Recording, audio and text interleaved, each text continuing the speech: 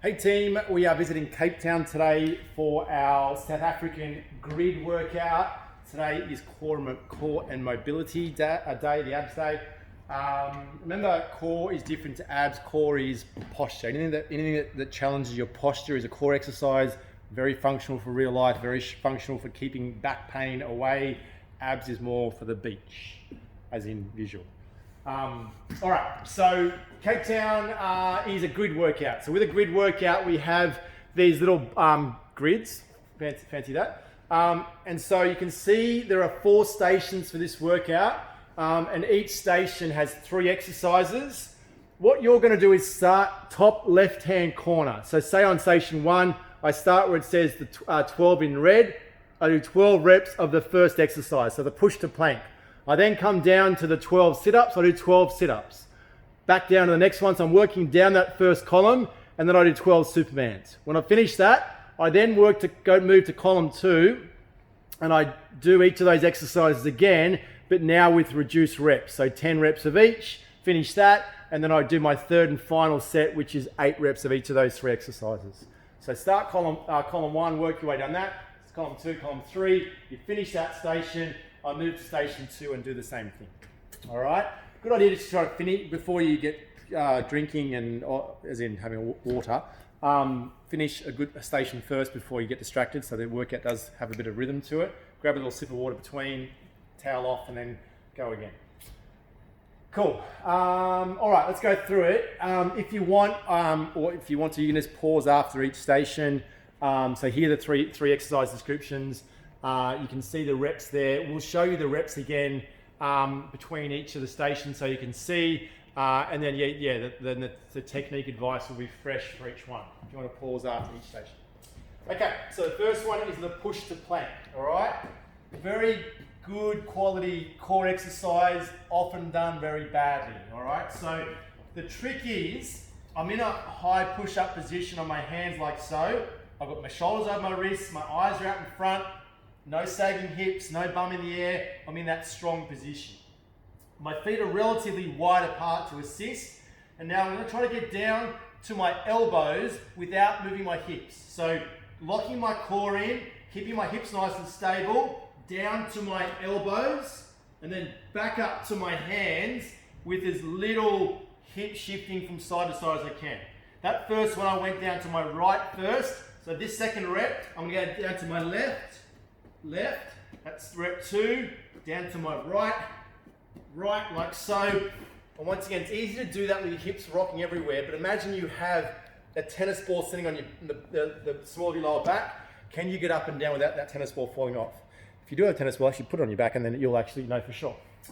Then we have sit-ups. So important here, knees at 90 degrees, super glue my feet to the ground. It's a little bit harder if your feet are flat, a little bit easier if your toes are up. So from here, hands to the ground, sitting up, touching my ankles, all the way down, touch, coming up, like so, nice and smooth, not creating momentum, working those yabba dabba doos. Then we've got our Supermans, in position, like so, lift all 4 limbs, back down, lift all 4 limbs, hold for a couple of seconds, back down. Now the tricky here is to make sure all 4 limbs go up. Don't just focus on the arms, don't just focus on the legs. Try to get all 4 up as high as you can. Feel those hamstrings and glutes, back of the shoulders working to get up as high as you can. That's station 1, so you can pause now. Station 2, the reps are there. They're a fair bit higher than your first station, so take note. All right, so the first exercise is my flutters. Now, we do a lot of these supine exercises on your back. Now, the trick here is I have very dominant hip flexor muscles in here that want to work all day. Quad muscles are also very strong. So here is a bunch of really active, hyperactive, strong muscles. The muscle I'm trying to work is my abs, yeah? So they're opposite. They don't want to work very much. They're not very strong. So my job here is not only to get these muscles to work, it's also to try to encourage these ones not to work. And so by relaxing my legs and just letting them be a dead weight, so don't actively hold them up, wiggle the toes, just think about them hanging there dead, so I'm not switching on these to hold up, all of a sudden if these don't do their job, this has to take over, which is the aim of the game for this exercise, all right? So from here, it's flutters, I'm engaging, so I'm tucking the pelvis, I'm slightly flattening my back against the ground to get that brace, I'm relaxing my quads, relaxing my hip flexors, and trying to get a nice burn through the six pack as I go. The alternating wood chop, so any weight, it's about 4 to 8 kilos. Starting out in front, left knee, right high, back to center. Right knee, left high, back to center. Left, so diagonal movements like so. Now what often we see there, especially if we do this with a free weight like that, is we let the weight roll us over, we flex our spine, we get into a shitty position. So you've got to drive your hips back, brace through your core and rotate, but I'm fighting here the whole time to maintain my posture. Otherwise, if I just keep my bum where it is and I lean forward, instantly the back takes over. So I've got to push the hips back to counter the weight and then get my rotation. It says 24, so that's 12 each side, but I'm alternating. The quad thrust is next, which is, if you've got healthy shoulders, this is okay. So here, bum touch, drive up. Bum touch, drive up. So just a little variation on our hip thrusting movement. I want to get that, squeeze my bum at the top. If that's causing your shoulders pain, then just do our regular pelvic thrusts instead. That's station 2. Pause. Station 3, reps again. All right, so the first one is our prone hand to knee. So plank position, from here, touching opposite knee, touching opposite knee. The trick here is not to fall on your face, but secondly, can I keep my hips super stable as I do that? So I start with 4 pillars holding me up, 2 arms, 2 legs. All of a sudden, I take away 2 of those, and I'm still asking for the bridge to stay perfectly where it is, all right? So what happens there, I've got to use my obliques, that middle part of me, to work extra hard to hold that posture as I do that. If I lose my posture and just sway around, it doesn't do anything. It's far less effective. So try to hold that position. If you do that, they're working absolutely maximum. V-sits, in position, long spine, lengthen, crunch it up, lengthen, crunch up. So I said long spine. This one actually, I do want to get a sense of opening out and then closing up and squeezing. Opening out, closing up and squeezing. It's a good six-pack exercise. Get those dominating.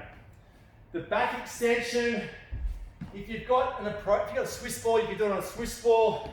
If you've got something that, like a chair that you can do this on, it's not too uncomfortable, maybe a pillow underneath or a rug.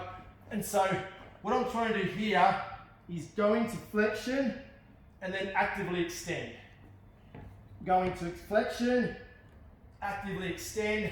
So I'm trying to work all those extensor muscles. So I go here and all those muscles through my spine have to engage to lift me back into a nice straight back. Station 3, pause. Next one is station 4. So here we have our kickouts. So in position, head down's a bit harder, head up's a bit easier. Once again, tuck the pelvis, engage, kick the legs away and back in. If I kick the legs away and I instantly go into an arch, it's too much for me. So if that's the case, I can just do one leg at a time, or I can just do a partial movement instead, yeah? But I want to be able to maintain, so once I lock that pelvis in, that stays rock solid for the duration of the leg movement. The next one is a side crunch. So in this side position here, have your head and shoulders up, and then crunch, crunch, crunch, like so. So it's only quite a short movement. Once again, I don't want to flop down in between. I want to stay up, so there's a bit of engagement, and then drive, drive. So pelvis is here, rib cage is here. I want to get those 2 points to squish up together. The higher the better. Don't throw yourself forward. Just think about lifting, lifting, lifting like so, and ouch, they hurt. All right, and the last one is my supine kick out. So on your couch, chair, or whatever you got, holding that position up, extend, back down, up, extend, back down. So my glutes and my hamstrings are driving my hips up, and by taking 1 foot away, it's not this leg doing the work, it's this leg doing the work to keep that position as I take away one of my pillars. All right, team, that is Cape Town.